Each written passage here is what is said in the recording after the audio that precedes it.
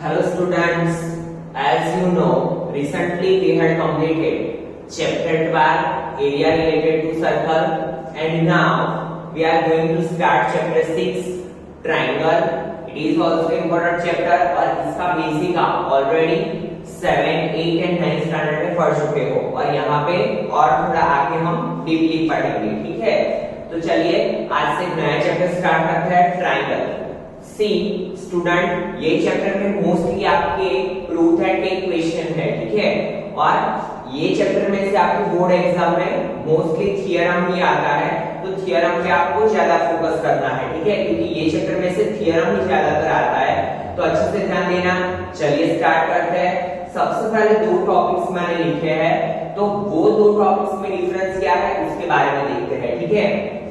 Congruent figures and similar figures, पहले तो difference देख लेते हैं उसकी, फिर उसके बारे में और अच्छे से पढ़ेंगे। देखिए what is the meaning of congruent figures? तो two geometric figures which have the same shape and size। देखिए same shape and size are known as congruent figures.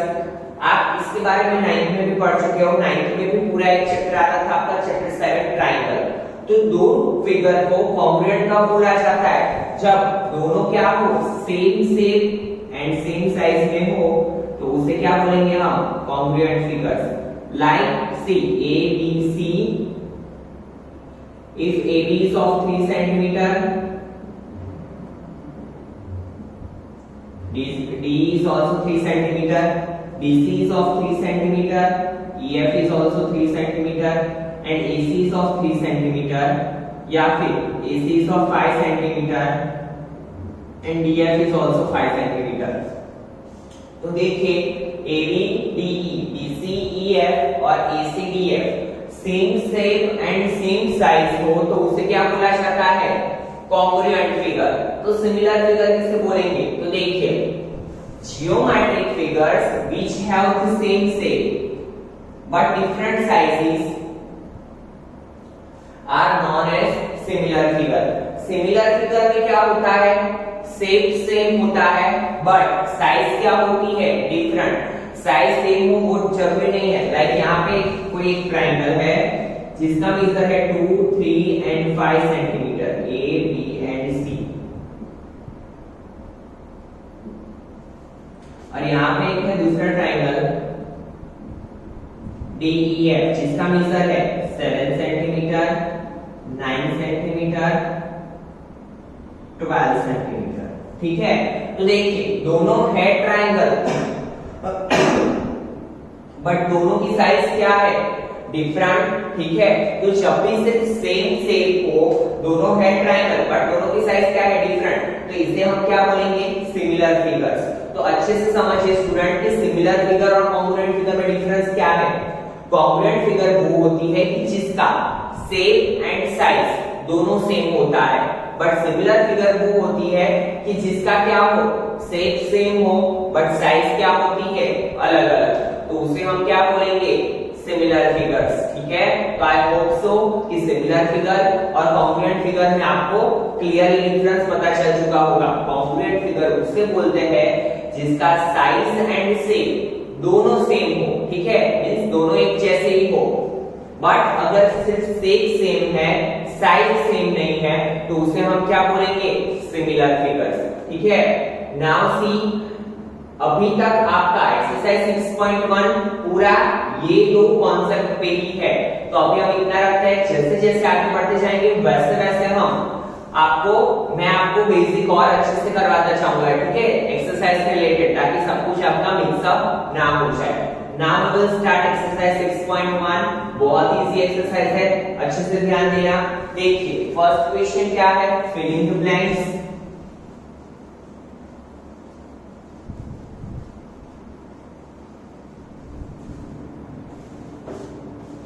All circles are congruent और similar। हमें क्या करना है? Fill up करनी है, ठीक है। All circles are congruent या similar। तो देखिए यहाँ पे हमें ऐसा नहीं बोला है कि रेडियस आर इक्वल, तो एक सर्कल ऐसा भी हो सकता है, एक सर्कल ऐसा भी हो सकता है, तो they are same in shape but not same in size, so it means क्या होगा, ये क्या है, सिमिलर फिगर, क्या आएगा आंसर, सिमिलर, ठीक है, क्या आएगा, similar. Now all squares are, देखिए स्क्वायर, यहाँ पे भी हमें ऐसा नहीं बोला है कि साइड्स आर इक्वल, तो एक स्क्वायर छोटा भी हो सकता है, एक स्क्वायर बड़ा भी हो सकता है, तो ऑल स्क्वायर्स आर क्या आएगा, सिमिलर, ठीक है, कॉन्ग्रुएंट नहीं आएगा, क्योंकि कॉन्ग्रुएंट के लिए क्या होना चाहिए, साइड भी सेम होनी चाहिए। Now all blank triangles are similar, तो आइसोस्केल्स या इक्विलेटरल, तो सबसे पहले हमें दोनों का मीनिंग पता होना चाहिए। एंड वी नो दैट कि in isosceles triangle only two sides are equal, और in equilateral triangle all sides are equal. तो देखिए all blank triangles are similar, तो क्या आएगा, इक्विलेटरल ट्रायंगल, क्योंकि इक्विलेटरल ट्रायंगल में क्या होता है, ऑल साइड्स आर इक्वल, ठीक है, equal in size and shape भी क्या होगा, सेम, तो क्या आएगा answer, all equilateral triangle are similar, ठीक है। Now see two polygons of the same number of sides are similar if their corresponding angles are, angle क्या होनी चाहिए, कोई भी पॉलीगॉन तभी सिमिलर हो सकता है जब उसके एंगल इक्वल हो और साइड्स प्रोपोर्शनल में हो। प्रोपोर्शनल का मीनिंग क्या होता है, लाइक एक की है AB अपॉन, रेशियो में जब हम लिखते हैं तो उसे बोलते हैं प्रोपोर्शनल। जैसे कि एक ट्रायंगल है ABC, यहाँ पे अच्छे से दिखाता हूं, देखिए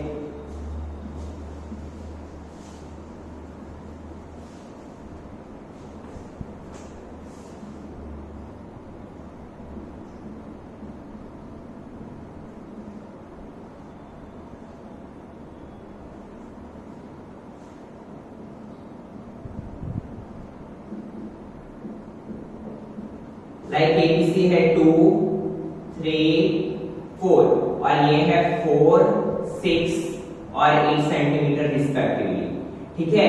तो प्रोपोर्शनल किसे बोलेंगे, तो देखिए अगर हम इसका रेशियो ले AB के क्या है, BE BC EF and AC DF, तो देखिए AB का मेजर क्या है 2, DE क्या है 4, BC क्या है 3, EF क्या है 6, AC क्या है 4, DF क्या है 8, तो 2 2 सा 4, 3 2 सा 6, 4 2 साइड, तो हर एक का रेशियो क्या आया 1/2, तो इसे हम क्या बोलेंगे, साइड का रेशियो क्या है, प्रोपोर्शनल, ठीक है। तो आपको याद रखना है कि कोई भी दो पॉलीगॉन्स, जैसे कि पेंटागन की बात करें, पेंटागन में क्या होता है 5 साइड्स, तो हर पांचों पांच एंगल क्या होने चाहिए, equal, angles are equal and sides are proportional, तो यहाँ पे क्या आएगा, फर्स्ट फिगर में equal and corresponding sides are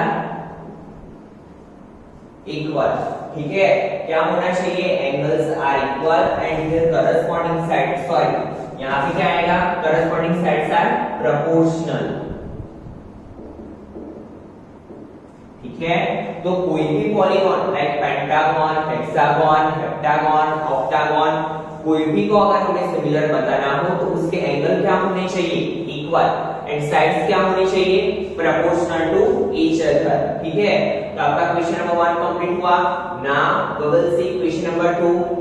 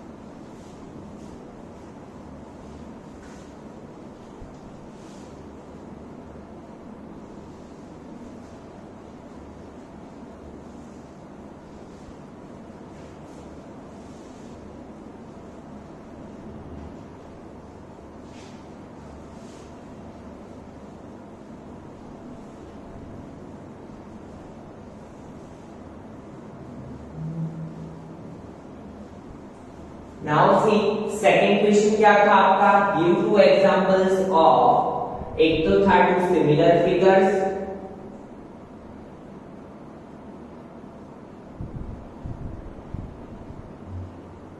and second था टू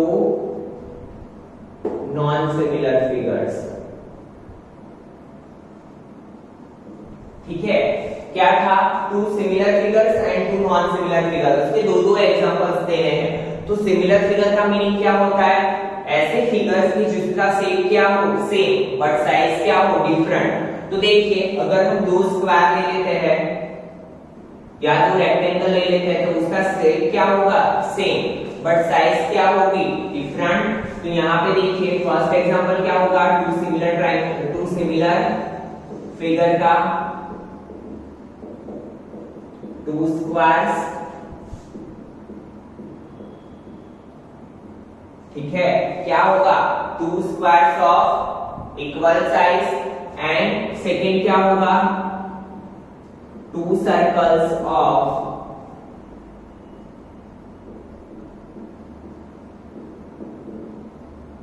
और इक्वल साइड बोलो कि ना बोलो उससे कुछ फर्क पड़ता नहीं है। सिमिलर के लिए सिर्फ क्या होना चाहिए, शेप सेम होना चाहिए। ठीक है, देन टू सर्कल्स, दो सर्कल्स ले लो तो ये भी क्या हुई सिमिलर फिगर्स। ठीक है, देन सेकंड एग्जांपल क्या लिखना है, टू नॉन सिमिलर फिगर।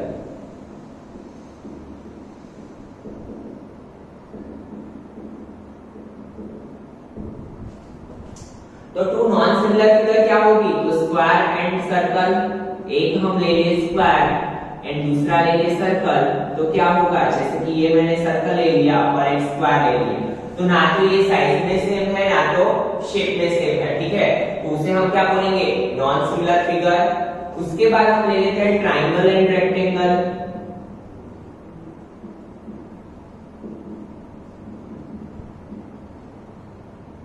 ठीक है, एक ले लिया मैंने ट्राइंगल, दूसरा ले लिया रेक्टेंगल, तो they are also not same in shape. ठीक है, तो उसे हम क्या बोलेंगे, नॉन सिमिलर फिगर्स। ठीक है, तो इसी के साथ आपका क्वेश्चन नंबर 2 कंप्लीट हुआ। Now see question number 3।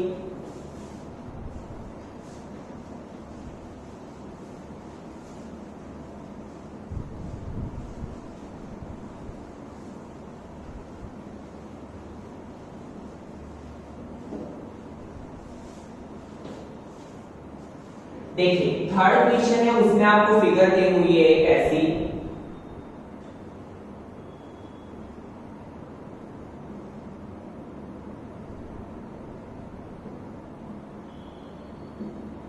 एक फिगर ए एक figure B.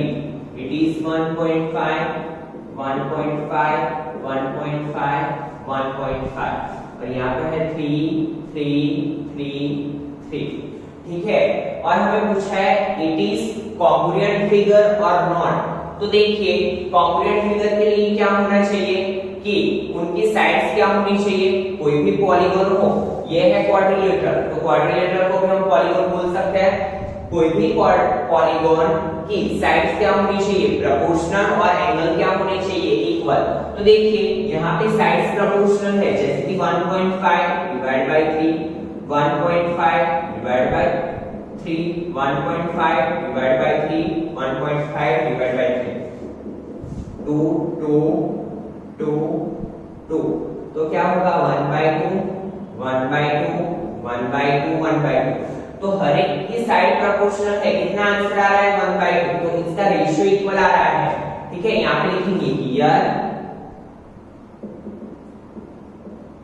In both the figures sides are proportional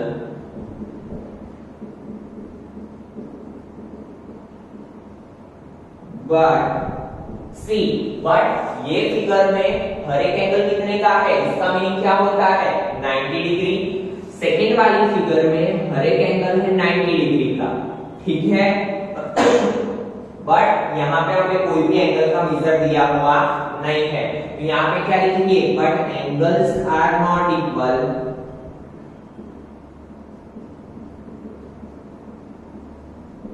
तो एक कंडीशन सेटिस्फाई है, दूसरी कंडीशन सेटिस्फाई नहीं है, तो एक भी कंडीशन अगर सेटिस्फाई ना हो तो हम इसे कॉन्ग्रुएंट फिगर नहीं बोल सकते, ठीक है। But angles are not equal, so it is not a congruent figures, ठीक है। इसीलिए हम इसे कॉन्ग्रुएंट फिगर नहीं बोल सकते, क्योंकि कॉन्ग्रुएंट फिगर के लिए क्या होना चाहिए, कोई भी पॉलीगॉन हो तो उसकी साइड्स प्रोपोर्शनल होनी चाहिए और उसके एंगल क्या होने चाहिए, इक्वल। बट यहाँ पे एंगल इक्वल नहीं है, तो इसीलिए ये फिगर कॉन्ग्रुएंट फिगर नहीं है। तो इसी के साथ आपकी एक्सरसाइज 6.1 यहाँ पे कंप्लीट हुई, ठीक है। तो आई होप सो कि पूरी एक्सरसाइज आपको अच्छे से समझ में आई होगी, ठीक है।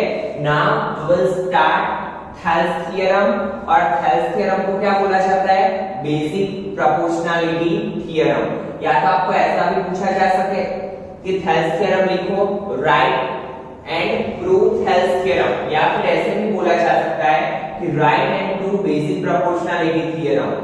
या तो फिर आपको ये पूरा स्टेटमेंट भी दिया हो और ऐसे भी पूछे कि इसे प्रूव करो, ठीक है, प्रूव दैट, फिर आपको ये स्टेटमेंट दिया हो, तो आपको अलग अलग तरीके से पूछा जा सकता है। बट इसके लिए आपको क्या पता होना चाहिए, स्टेटमेंट। और स्टूडेंट काफी बार आपको क्या होगा कि स्टेटमेंट भी एग्जाम में लिखना होगा, स्टेटमेंट के भी मार्क्स होंगे, तो आपको ये स्टेटमेंट भी याद रखना है, ठीक है। And it is the most important theorem. 3 theorem है, तीनों 3, 4 थ्योरम है, चारों 4 आपके मोस्ट इंपॉर्टेंट है, अगेन एंड अगेन एग्जाम में आते ही जाते हैं, ठीक है। तो इसे अच्छे से ध्यान देना, तो आपको अभी के अभी पूरा थ्योरम समझ में आ जाएगा और बहुत ही इजी थ्योरम है। तो चलिए स्टार्ट करते हैं Thales theorem.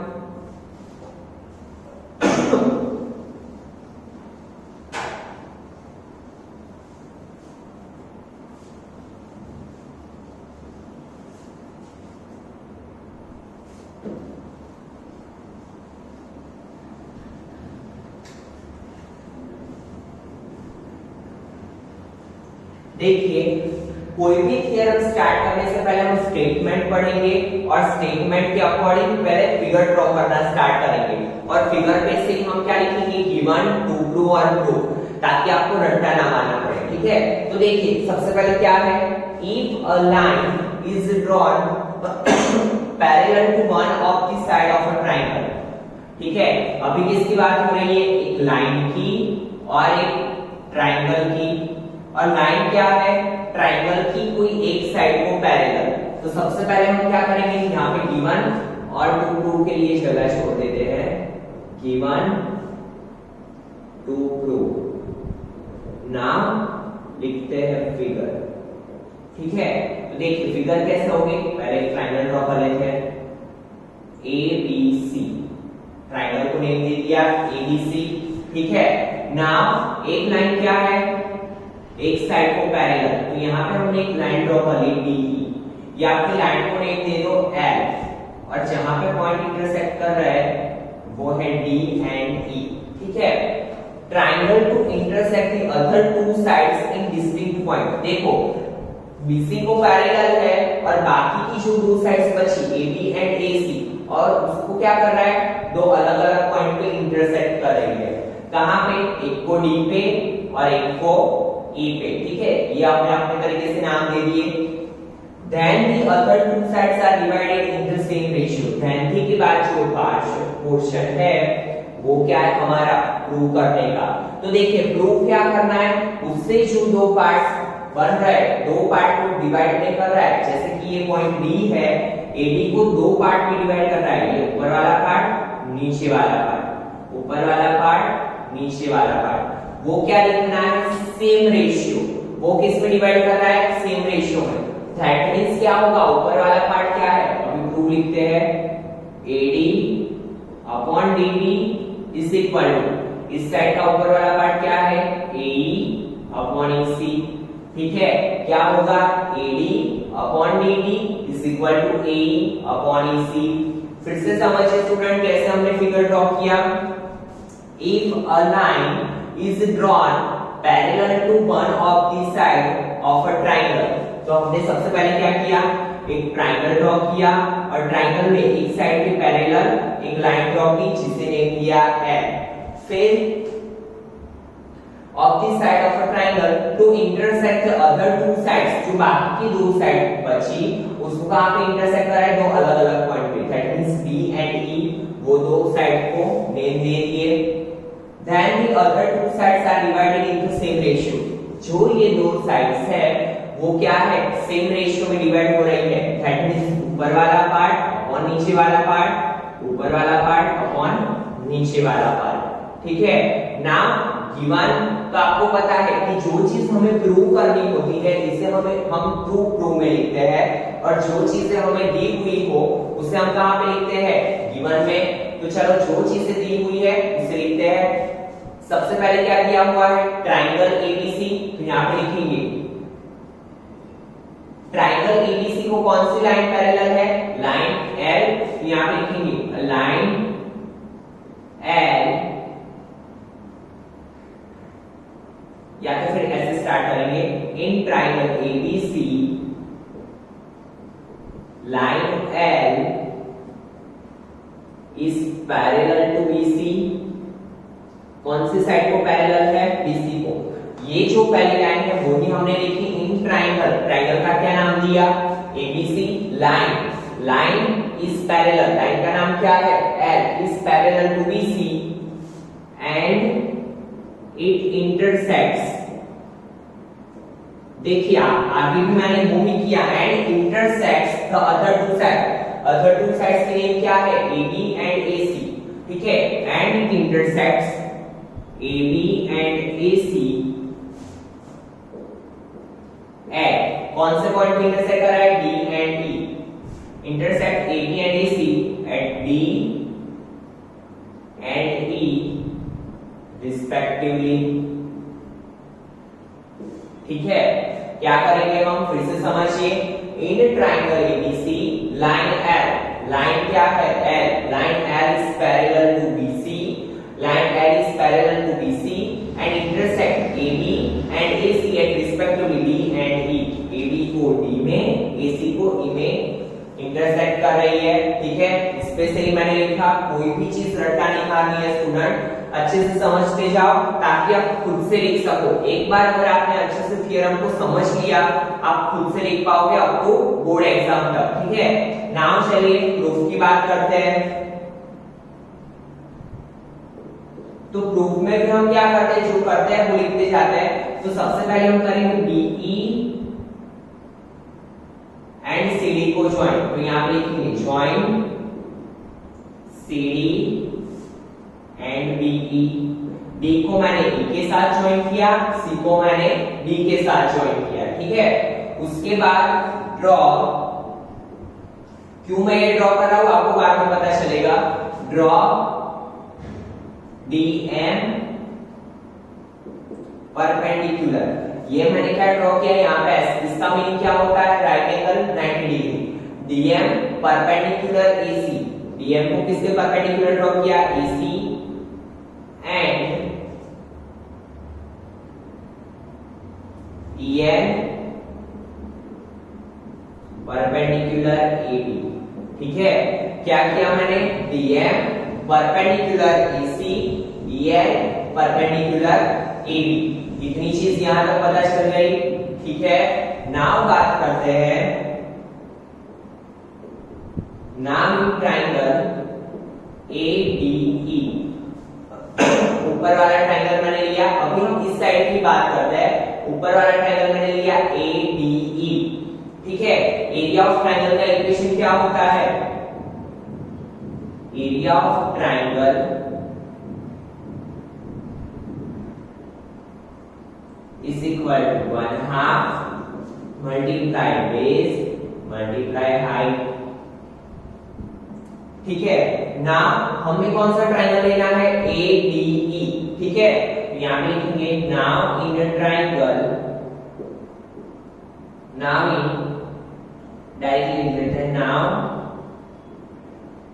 Area of triangle ADE is equal to 1/2। देखिए इन ट्राइंगल एडीई, अभी सिर्फ हमें इसकी दरकार है, ठीक है। तो एडी यहाँ पे लिख लेते हैं ताकि आपको कुछ कंफ्यूजन ना हो। ये क्या है, परपेंडिकुलर, और इसका नाम क्या है, एंड। तो देखिए बेस क्या होगा, एडी, और बेस पे जो परपेंडिकुलर बनता है उसे क्या बोलते हैं हम, हाइट। तो base is AD and height क्या होगी, en, एडी मल्टीप्लाई en, ठीक है। क्या होगा, एरिया ऑफ ट्रायंगल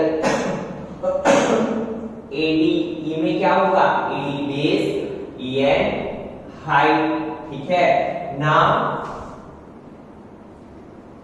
नीचे देखो इस साइड कौन सा ट्रायंगल बन रहा है, BDE, ऐसे और ट्रायंगल बन रहा है BDE, यहां पे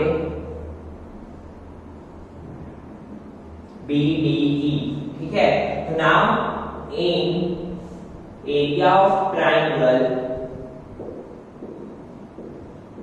BDE, अगेन 1/2, इक्वेशन तो सेम ही रहेगा, एरिया ऑफ ट्रायंगल का 1/2 बेस मल्टीप्लाई हाइट, बट यहाँ पे बेस क्या हो जाएगा, BD, तो BD या DB बेस, और हाइट क्या होगी, EN, because it is a part of whole line segment, ठीक है। और हाइट क्या होती है, जो परपेंडिकुलर होता है वो ही हाइट होती है, ठीक है। तो हाइट क्या होगी, EN, ठीक है। फिर से समझिए स्टूडेंट, क्या किया मैंने, दो ट्रायंगल्स लिए, पहले कौन सा ट्रायंगल लिया, ADE, 1/2 बेस क्या है, AD, हाइट क्या है, EN। नाउ फिर मैंने कौन सा ट्रायंगल लिया, एरिया ऑफ ट्रायंगल BDE, उसमें बेस क्या है, BD एंड हाइट क्या है, EN, ठीक है। तो 1/2 बेस मल्टीप्लाई हाइट, ठीक है। नाउ बात करते हैं दोनों के रेशियो की, क्योंकि हमें क्या फाइंड करना है, रेशियो। तो चलिए फाइंड करते हैं रेशियो कैसे फाइंड किया जाएगा। तो हम क्या करते हैं, दोनों एरिया का रेशियो ले लेते हैं। तो हम क्या करेंगे, देखिए area of triangle ADE upon area of triangle BDE। देखिए एरिया ऑफ ट्रायंगल ADE में क्या है, 1/2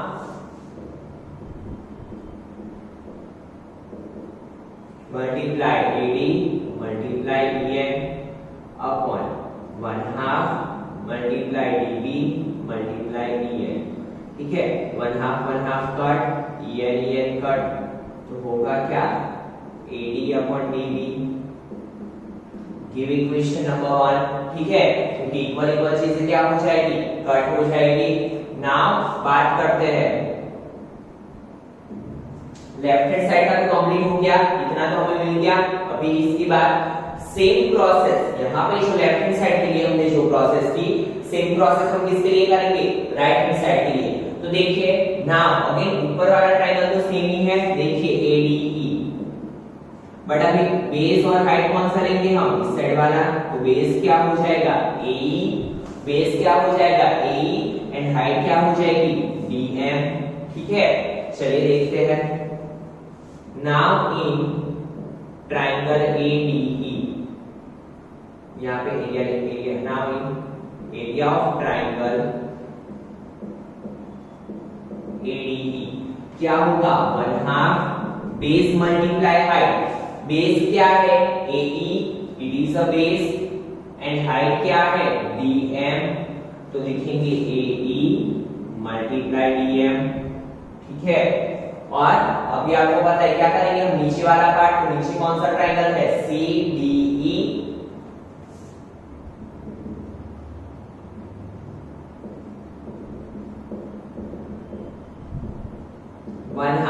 बेस क्या होगा, CE, ठीक है। बेस क्या होगा, CE मल्टीप्लाई हाइट क्या होगी, DM, ठीक है। नाउ आपको पता है कि दोनों का क्या लेंगे हम, रेशियो। तो यहां पे लिखेंगे area of triangle ADE upon area of triangle CDE, ठीक है। तो क्या होगा, 1/2 AE मल्टीप्लाई DM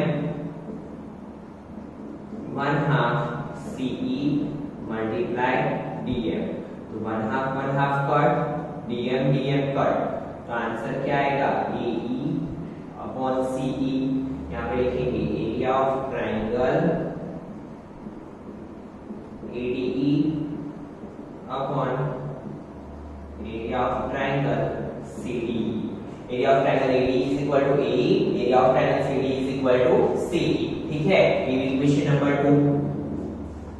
ठीक है, क्या लिखेंगे? ये equation number 2। Now see, as you know student, आपने 9th में पढ़ा हुआ है, अगर याद नहीं है तो फिर से एक बार रिपीट कर लेते हैं। क्या कि देखिए, ये जो दो ट्राइंगल्स है BDE एंड CDE, दोनों किस पे है? सेम बेस BC पे। ठीक है, both the triangles are lies on same base BC and between same parallel DE and BC, दोनों सेम पैरेलल और सेम बेस पे है। और अगर कभी भी कोई पैरेललोग्राम या ट्राइंगल दो सेम बेस और सेम पैरेलल के बीच में हो तो दोनों का एरिया क्या होगा? सेम। ठीक है, क्या होगा? दोनों का एरिया सेम होगा। तो यहाँ पे लिखेंगे here triangle BDE and triangle CDE lies between same parallel and on same base. So area of triangle BDE is equal to area of triangle CDE। Equation number 3, इसे क्या देंगे? Equation number 3। ठीक है, फिर से समझिए स्टूडेंट, आप already 9th में पढ़ चुके हो कि अगर दो ट्राइंगल कोई भी दो सेम बेस के बीच में हो या फिर कोई कोई भी दो ट्राइंगल किसके बीच में हो? सेम बेस के बीच में हो या फिर कोई सेम बेस पे हो तो उसका एरिया क्या होगा? इक्वल। तो hence area of BDE is equal to ये एक ट्राइंगल और ये दूसरा triangle BDE is equal to क्या होगा? Area of triangle CDE। ठीक है, दोनों का एरिया क्या होगा? इक्वल। तो यहाँ पे लिखेंगे now from equation 1, 2 and 3 we can say that, क्या बोल सकते हैं हम? Area of triangle 1, area of triangle BD is equal to CD, तो क्या होगा? AD upon DB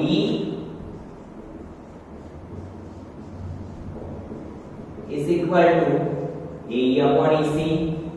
and last में क्या लिखेंगे? यही तो प्रूव करना था हमें, हेंस प्रूव्ड। ठीक है, बहुत ही सिंपल सा थ्योरम था। चलिए एक बार फिर से देख लेते हैं पूरा थ्योरम ताकि आपको रिवाइज हो जाए। देखिए क्या दिया था हमें गिवन में? A line is drawn parallel to one of the side of a triangle. तो हमने क्या किया? एक ट्राइंगल ABC लिया, ABC में BC के पैरेलल line in triangle ABC, line L is parallel to BC and it intersect AB and AC at D and E respectively। AB को कहां पे इंटरसेक्ट करेंगे?